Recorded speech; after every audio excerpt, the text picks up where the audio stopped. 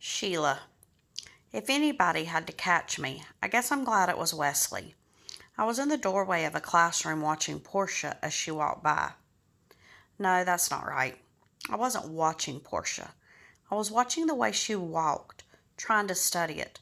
Then once she turned the corner, I stepped in the hall and walked just like her.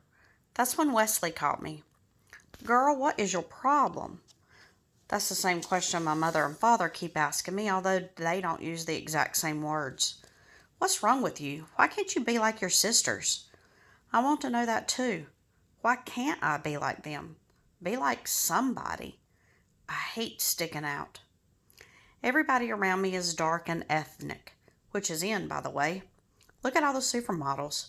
They're from places like Venezuela and Africa and Puerto Rico. Then there's me, white bread and pale as the moon. I can't even tan without burning myself. I look around my neighborhood and this school, and nobody looks like me. I keep thinking if I could just stick out less, if I could learn to walk and talk like the kids around me, maybe I would fit in more. I don't know. Maybe it's a dumb idea. Wesley sure thinks so. When he pulled me aside in the school hall and I tried to explain why I was copying Portia's walk, stupid was the word he used. The minute he said it, I felt my cheeks go red. That's not the color I was after. I jerked away from Wesley and avoided his eyes. Okay, maybe it was stupid, but I just want to fit in. I'm tired of being different. All right? Suddenly I thought, why am I trying to explain this to Wesley? He's black. He already fits in. Forget it, I said, beginning to walk away. You don't understand. Oh, get a clue, girl. Everybody's different. It don't matter what your skin color is or what name you call yourself. Everybody is different inside anyway. We're all trying to fit in. Ain't nothing new about that. Great, I said. Since you're so smart, tell me what I'm supposed to do. Wesley shrugged. Hey, I don't know what to tell you except be yourself. Wonderful. Pearls of wisdom. Thanks a lot. Wesley put his hand on my shoulder. Sheila, he said, you want to hang with brothers and sisters, it ain't no big thing.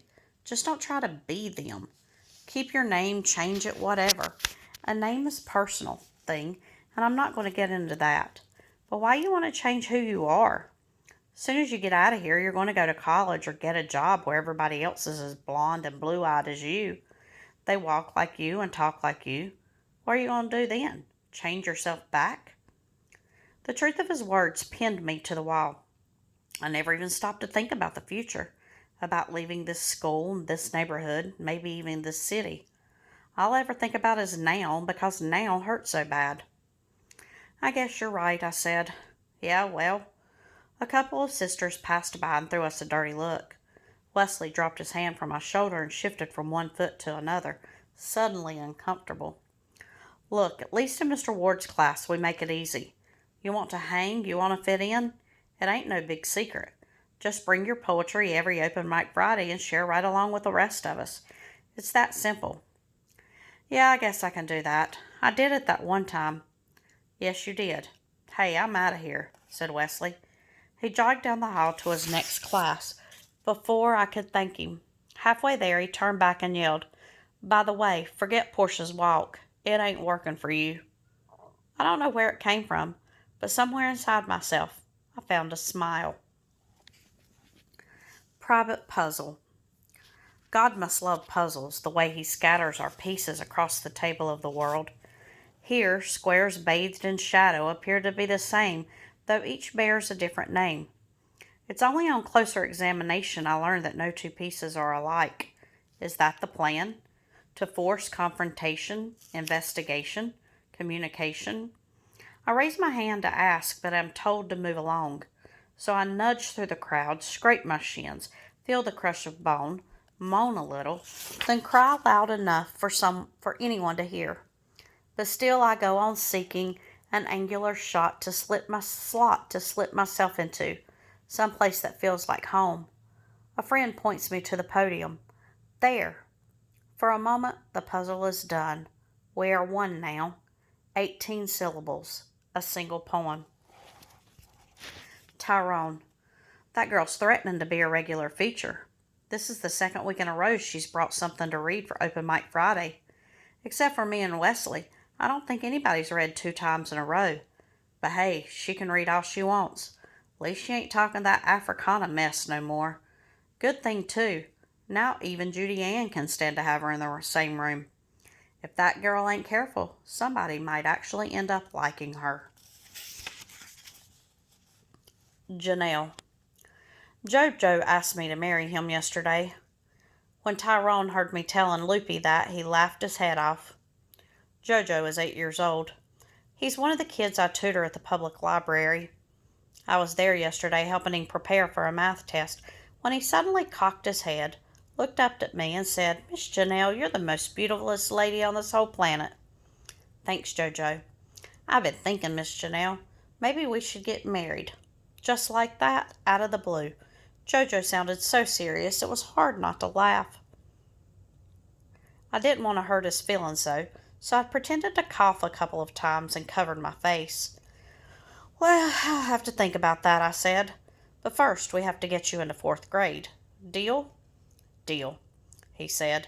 Jojo's such a cutie. I'm glad somebody finds me beautiful, even if he is not just 8 years old. But maybe he's not the only one, though. Not anymore. The kids in Mr. Ward's class sure look at me different these days. I noticed that at the last Open Mic Friday. When I first got up to read, I was my usual self. I sucked in my stomach, walked slow to make sure nothing jiggled, and tugged down on my shirt like I could really hide my extra pounds under there. I waited for Mr. Ward to switch on the video and then started to read. I looked up from the page a few times and noticed kids in the front row with their eyes closed smiling. Amy and Tanisha nodded every now and then, like I'd said something familiar, something they understood. Judy Ann, Leslie, and Portia leaned forward so they could hear every word. Everybody really listened to what I had to say, even the guys. Tyrone, Wesley, Steve, Raoul, Devon, they all stared at me like I was someone special, and nobody cared about the size of my body. Not even me. The door. I've been busy lately carving a door of words without a lock in sight. Your ear is the key that lets you into me. I am a secret I want to share. I swing my door open and say a prayer. Look around, take the tour. Fear hangs on the wall, and shame sometimes. Emotional dislocation too. But I am brave in my admission. Are you? When no one is looking, I check to see if anyone else seems as scared as me, or lonely or shy or insecure. Is it just me? I'm not so sure. Is your heart like an onion too? Show me yours, I'll show you mine, we used to say. Your turn, peel away. Tyrone. Janelle made it into the paper. I did too, in the group shot, looking all fuzzy. Devon was the only one that got a close-up. They just love them pretty boys. That's okay. I got my name in there. Mr. Ward brought the paper to school and held it up for the class to see. Look at this headline, he said. Students, poets bloom in the Bronx. That's you guys. I don't know who was prouder, us or Mr. Ward. He brought a few extra copies of the paper for the class and passed them around for anyone who hadn't seen it. I'd already bought my own, though. I had to, especially since they quoted what I said about how our poetry gives us a release, how it helps us relate to one another. They said our stuff was energetic and rich in positive social messages. My moms will frame this puppy for sure. I called the reporter this afternoon and thanked him for writing such a nice piece. I told him about our assembly. We'll be jamming, I told him. Why don't you come check it out? He said he'd try to make it. Maybe we can get us another write-up out of this. You never know. Lupe. I went to Janelle's this afternoon to study. Of course, before we could get started, she wanted to dish about Raoul. Him and me had our first date over the weekend, and, as far as Janelle's concerned, it's the biggest news since we all had our pictures splashed across the local paper. I know she's been dying to find out what happened. She called me twice, but I was at the library. She left a message asking if we planned on doing a love poem duet for assembly in a few weeks. That girl's crazy. I am looking forward to our last Open Mic Friday, though.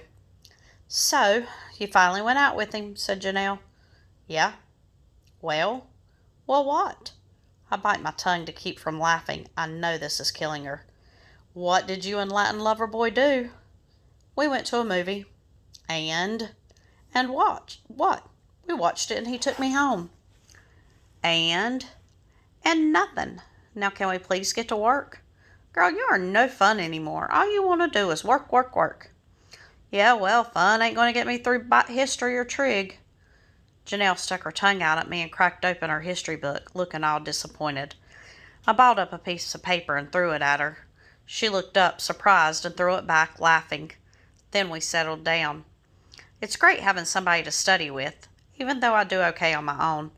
Mr. Ward says if I keep pulling up all my other grades the way I've pulled up my grade in English, I should be able to get into a decent college when I graduate.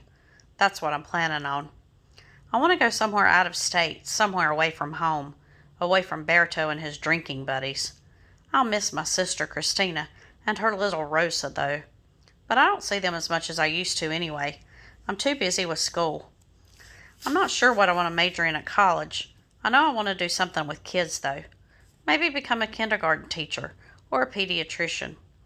Gloria says I still got time to figure that out. Keeping my grades up so I can get into a good school, that's the main thing. Christina says I'm the smart one.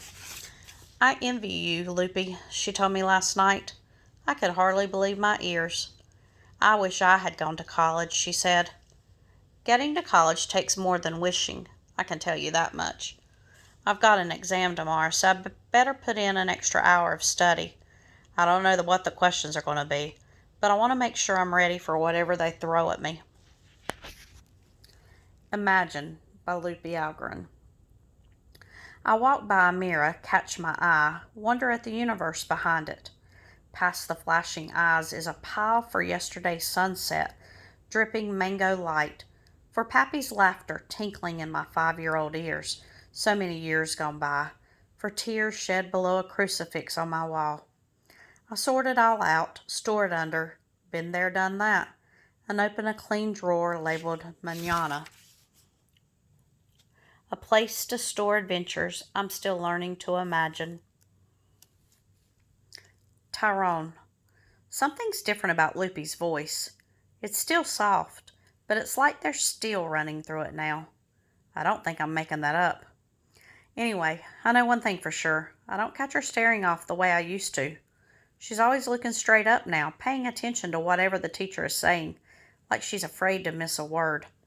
I see her running off to the library a lot lately, too. Something new is definitely up with that girl.